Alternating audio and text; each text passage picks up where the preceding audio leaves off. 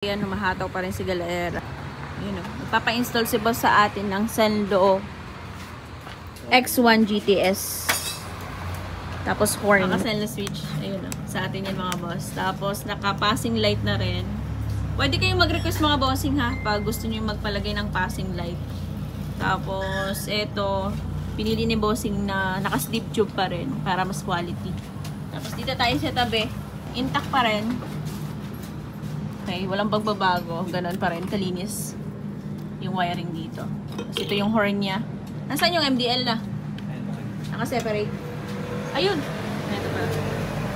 Sige nga, try natin. Ganda rin para ng forma ng ano, no? GTS, no? Yan yung kanyang low beam. Low beam pa lang yun?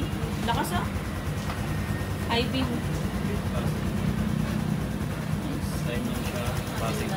Classic ko. Pero yellow. Nice.